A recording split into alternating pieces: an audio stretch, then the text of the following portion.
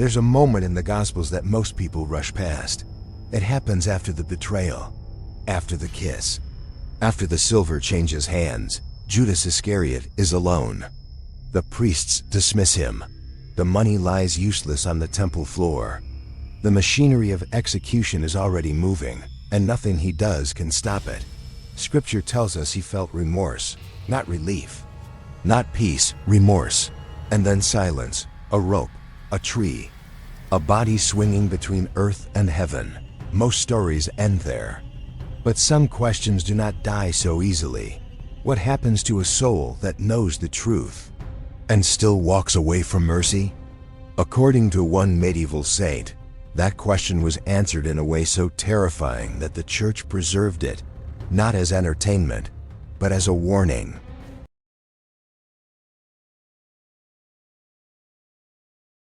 In the year 1303, a child was born into Swedish nobility. Her name was Bridget. History would later call her Saint Bridget of Sweden. Her early life was unremarkable by saintly standards. She married. She bore children, 8 of them. She lived among courts and kings. Nothing about her story suggested she would one day describe places human language was never meant to touch. Then her husband died, and the visions began. They did not arrive gently. They intruded. They interrupted prayer, sleep, daily life. Bridget did not seek them, and at times she begged for them to stop. Over the course of her life, she recorded more than 700 revelations. They were scrutinized, tested, debated, and approved. Popes examined them. Theologians argued over them. The Church, cautious by nature, did not reject them. When Bridget died in 1373, she was canonized with startling speed. The Church does not elevate mystics lightly. And among all her visions of heaven, of judgment, of angels and demons, one stands apart in its severity: the vision of Judas Iscariot.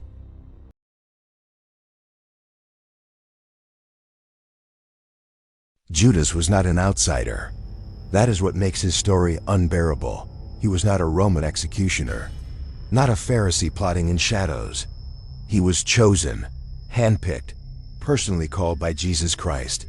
He slept under the same sky, ate the same bread, heard sermons meant to heal the world.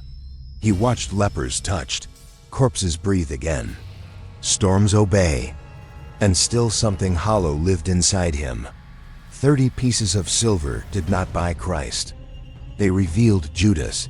The kiss in Gethsemane was not impulsive. It was deliberate, calculated, intimate. A betrayal so personal that it poisoned the symbol of friendship forever. And yet, even then, mercy remained possible. Judas could have run to Christ. He did not. Instead, he ran from him.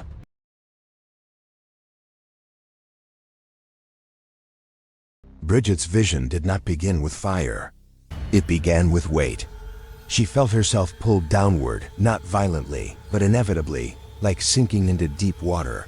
The air thickened. Darkness became substance. It pressed against her skin, filled her lungs.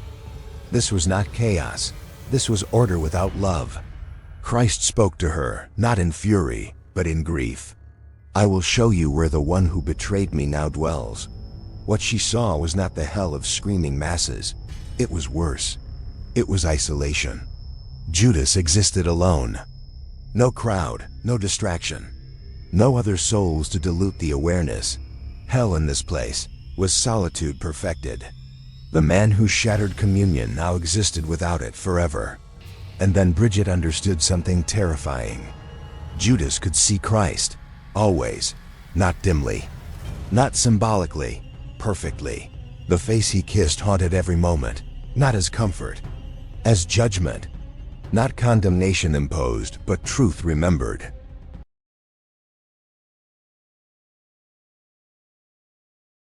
In this place, nothing is forgotten. Judas remembers everything: the call, the miracles, the trust. And most of all, he remembers that forgiveness was offered. Hell, in Bridget's vision, is not ignorance of grace. It is knowledge of rejected grace. Judas relives the counting of the coins, not once, but eternally. Each clink echoes through him like a verdict. 30 choices, 30 rejections, 30 reminders that he valued something finite over something infinite. In his mouth burned coins of fire. They did not melt, they did not disappear. They burned because they were chosen. Every sensation carried meaning. Every pain carried memory. This was not random punishment. It was consequence clarified.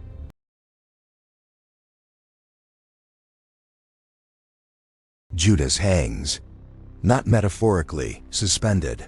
The position mirrors his final act on earth. The decision to end his life, rather than face mercy, became his eternal posture. Time froze him where despair won. Bridget heard him speak not in screams, but in repetition. "Cursed be the day I was born." He does not curse God. That is important. Even in damnation, Judas knows the truth. God was just, mercy was real. The failure was his. And that knowledge is the sharpest blade of all. Christ explained to Bridget, he believed his sin was greater than my love. And so he fled from mercy. This is the horror most people miss. Judas was not damned because he betrayed Christ. He was damned because he believed Christ could not forgive him.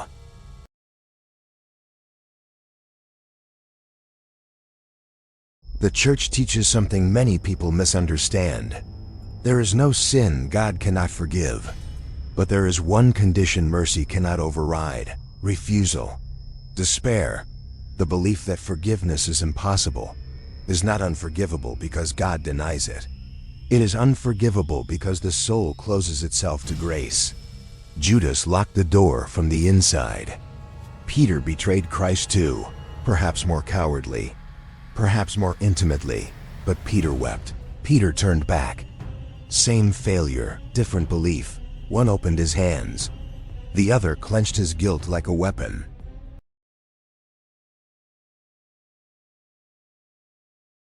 This is not a story about a man who sinned too much. It is about a man who stopped believing. That is why the church preserved it. Because every generation produces its own Judases, not in gardens with torches, but in quiet compromises, ethical shortcuts, silenced consciences. And afterward, the same whisper comes, "You are beyond forgiveness." That voice does not come from heaven. It comes from the same place Judas now dwells.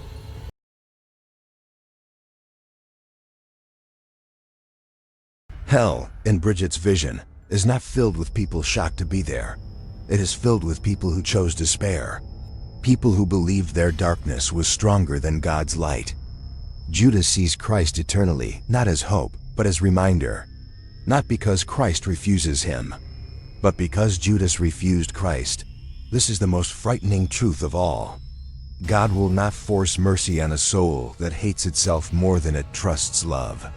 If you believe you are unforgivable, you are standing at the same crossroads. The difference between Judas and Peter was not the betrayal. It was the direction they turned afterward. Despair is the real abyss, and mercy is still waiting. But it must be chosen.